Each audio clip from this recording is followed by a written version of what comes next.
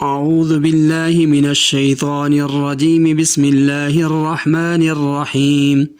ومن الناس من يقول آمنا بالله وباليوم الآخر وما هم بمؤمنين يخادعون الله والذين آمنوا وما يخدعون إلا أنفسهم وما يشعرون في قلوبهم مرض فزادهم الله مرضا وَلَهُمْ عَذَابٌ أَلِيمٌ بِمَا كَانُوا يَكْذِبُونَ۔ وَمِنَ اور سے، الناس لوگ، من جو، یقول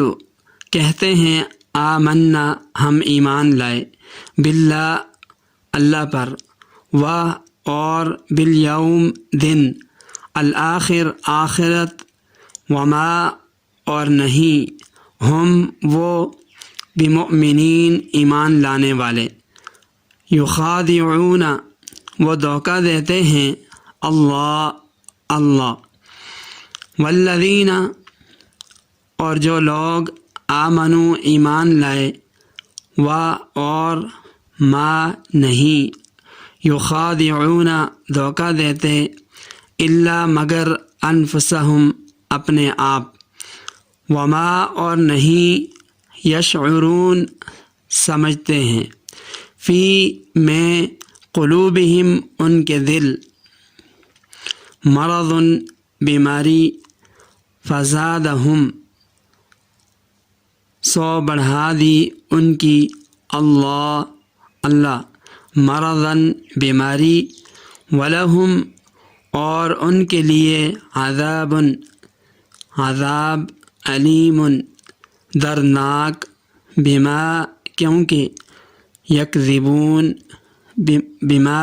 کیونکہ، کانوا یکذبون وہ جھوٹ بولتے ہیں۔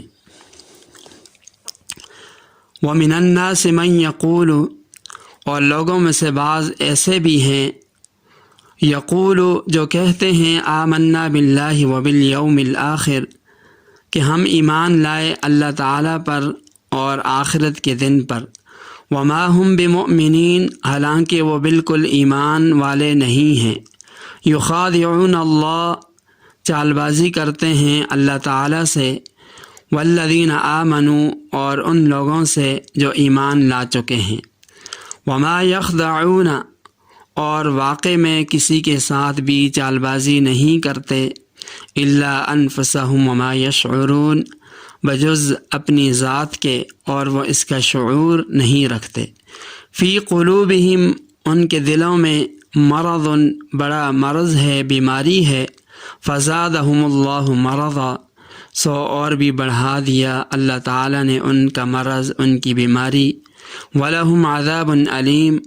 اور ان کے لیے دردناک عذاب ہے،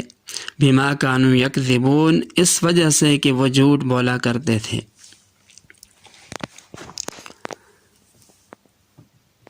سورہ بقرہ کے شروع میں پہلے اہل ایمان کے اوصاف اور ان کا انجام بیان کیا گیا، پھر ان لوگوں کا ذکر ہوا جو کھلے کافر تھے۔ اب یہاں سے تیسرے گروہ کا بیان ہو رہا ہے جسے منافق کہا جاتا ہے۔ یہ لوگ ظاہر میں تو اپنے آپ کو مسلمان کہتے تھے مگر دل سے مسلمان نہیں ہوئے تھے۔ اب منافقین کی کئی قسمیں ہیں۔ پہلی قسم کا منافق وہ ہے جو ایمان کو ظاہر کرتا ہے مگر باطن میں کفر بھرا ہوا ہے اور وہ اس پر مطمئن ہے۔ دوسری قسم کا منافق وہ ہے جو ظاہری اور باطنی ہر لحاظ سے متذبذب ہوتا ہے، وہ ظاہراً اور باطناً شک میں ہوتا ہے۔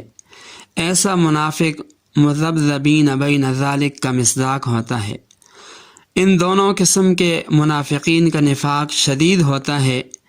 ان کا اعتقاد فاسد ہوتا ہے۔ اس مقام پر جہاں منافقین کا ذکر ہے وہ یہی اعتقادی منافق ہیں جن کے عقیدے میں کفر بھرا ہوا ہے۔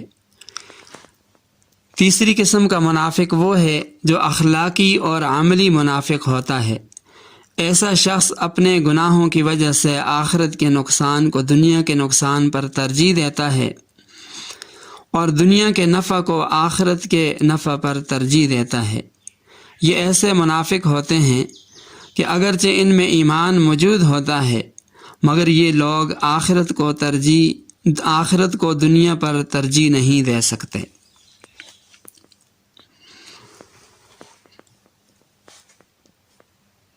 یہاں فرمایا یخادعون اللہ کہ یہ لوگ اللہ تعالیٰ کو دھوکہ دینا چاہتے ہیں اور اس کے ساتھ چال بازی کرتے ہیں، حالانکہ وہ منافقین میں اگر دیکھا جائے تو منافقین میں کوئی بھی ایسا نہیں تھا جو اللہ تعالیٰ کو دھوکہ دینے کا قصد رکھتا ہو یا یہ سمجھتا ہو کہ وہ اللہ تعالیٰ کو فریب دے سکتا ہے،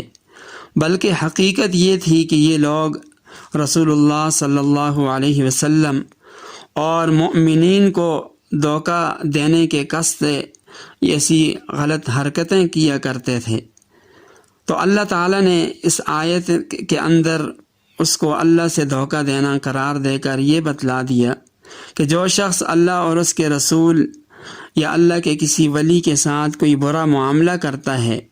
تو وہ حقیقت میں اللہ تعالیٰ ہی کے ساتھ ایسا معاملہ کرنے کے حکم میں ہے۔ دوسری طرف اس آیت کے اندر نبی پاک صلی اللہ علیہ وسلم کی عظمت شان کی طرف بھی اشارہ کر دیا گیا کہ آپ کی شان میں کوئی گستاخی کرنا ایسا ہی جرم ہے جیسے کہ اللہ تعالیٰ کی شان میں گستاخی کا جرم ہے۔ اسی آیت کے اندر فرمایا بما کانوا یکذبون، یعنی ان کے جھوٹ بولنے کو عذاب علیم کا سبب قرار دیا گیا، حالانکہ ان کا کفر و نفاق کا جو جرم تھا وہ سب سے بڑا جرم تھا، اور دوسرے جرائم مسلمانوں سے حسد، ان کے خلاف سازشیں، یہ بھی بڑے جرائم تھے، مگر عذاب علیم کا سبب ان کے جھوٹ بولنے کو قرار دیا۔ اس میں اس بات کی طرف اشارہ کر دیا کہ جھوٹ بولنے کی عادت ان کا اصلی جرم تھا، اسی بری عادت نے ان کو کفر و نفاق تک پہنچا دیا تھا۔ اس لیے جرم کی حیثیت اگرچہ کفر اور نفاق کی زیادہ ہے مگر ان سب خرابیوں کی جڑ اور بنیاد جھوٹ بولنا ہے۔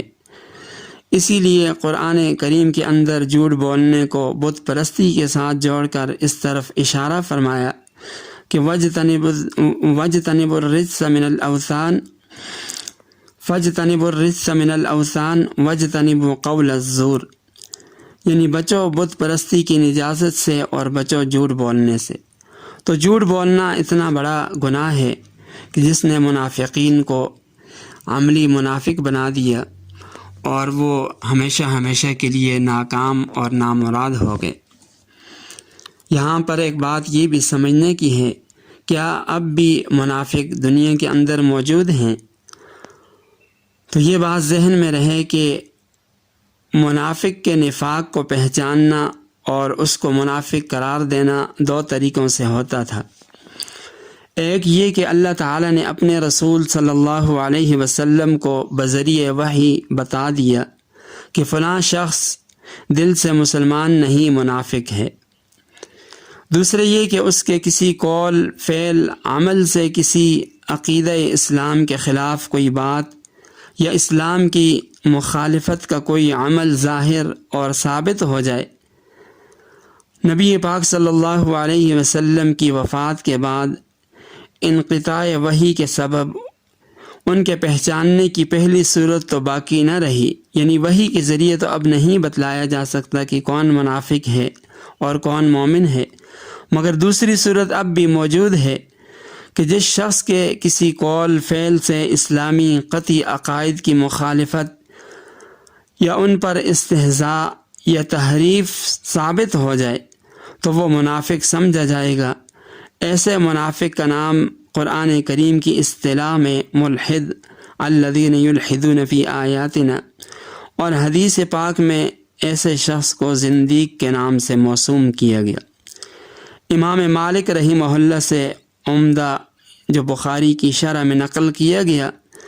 کہ بعد کے زمانہ نبوت کے نفاق کی یہی صورت ہے جس کو پہچانا جا سکتا ہے، یعنی نبوت کے بعد اگر نفاق کی کوئی صورت باقی ہے جس کو پہچانا جا سکتا ہے تو وہ یہی صورت ہے، اور ایسا کرنے والے کو منافق کہا جا سکتا ہے۔ تو معلوم ہوا کہ منافقوں کا وجود اسلام میں ہمیشہ رہا اور یہ اب بھی موجود ہے۔ اللہ تعالی ہم سب کو قرآن مقدس کو سمجھنے کی اور اس کے احکامات کے اوپر ہم سب کو عمل کرنے کی توفیق عطا فرمائے۔